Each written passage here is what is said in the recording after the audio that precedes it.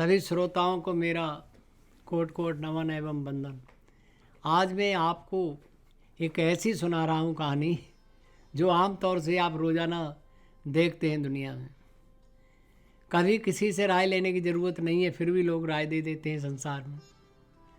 हमारा समाज इतना है कि खुद अपनी राय मुफ्त में देते फिर रहे, और कितना ही अच्छा करो पर दुनिया की नज़र में आप अच्छे नहीं हो सकते। ऐसा ही किस्सा एक घोड़ा और बाप बेटे का है। बताते हैं कि एक बार पिता और पुत्र दोनों कहीं जा रहे थे, रास्ते में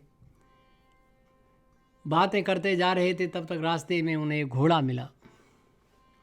पिता ने वो घोड़ा जो था पकड़ लिया और ये कहा कि देखो कितना अच्छा घोड़ा है, इस पर गर्दनी कसी हुई है, लगाम भी लगी हुई है, क्यों नहीं इस पर तुम बैठ जाओ बेटा, और बैठ कर के फिर चलो चलते हैं जहाँ चलना है वहाँ।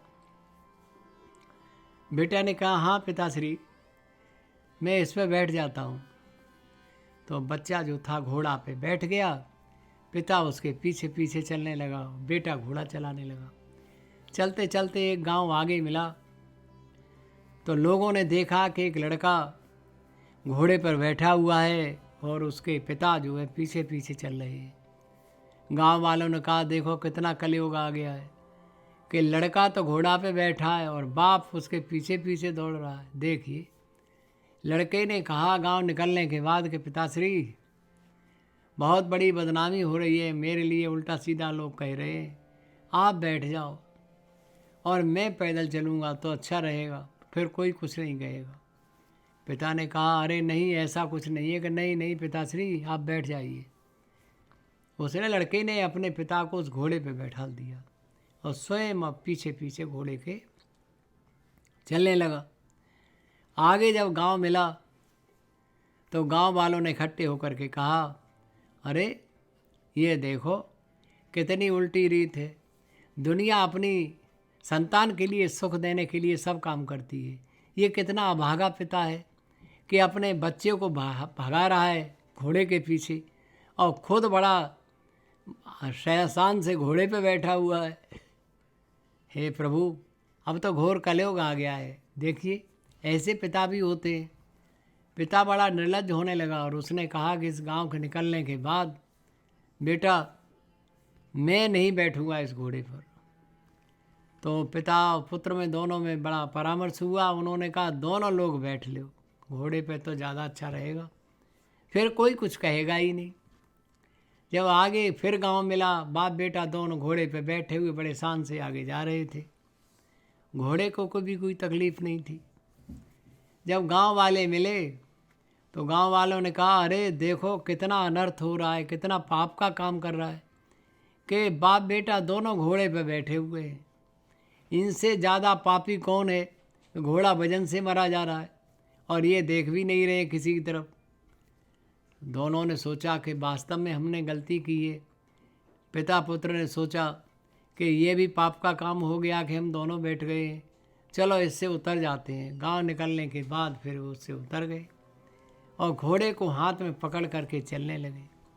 जब 5वां गांव आया तो गांव वाले हंसने लगे उन्हें दोनों को देख करके कि देखो आप लोगों ने कहीं मूर्ख देखे?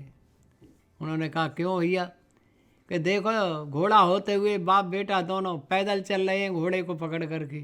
ये घोड़ा तो सवारी के लिए होता है, ये घोड़ा सवारी के लिए होता है ना कि पैदल चलने के लिए। ये कितने मूर्ख हैं आज के ज़माने में। बाप बेटा ने कहा अरे बेटा, ऐसे भी गुजारा नहीं है।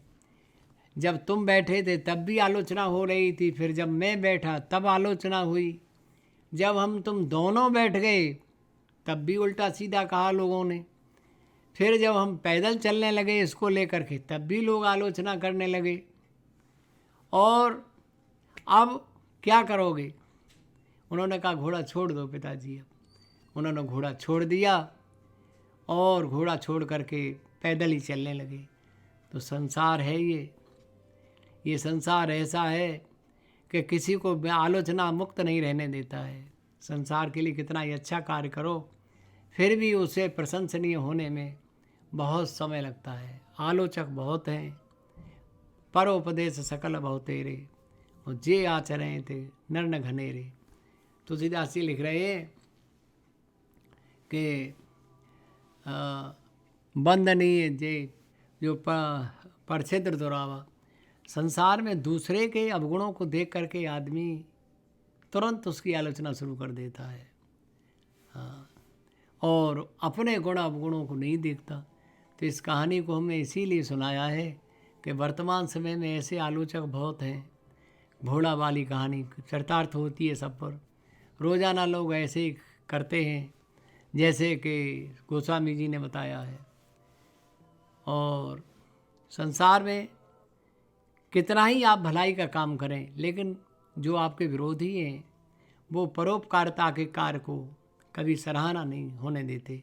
वो कहते हैं नहीं नहीं ऐसा कुछ है ही नहीं, ऐसा नहीं है कि इतना अच्छा आदमी हो ये। तो इस कथा को हम यहीं पर आपके संज्ञान में ला कर के पूरा करते हैं। अगली कहानी तक सभी को मेरा प्रणाम।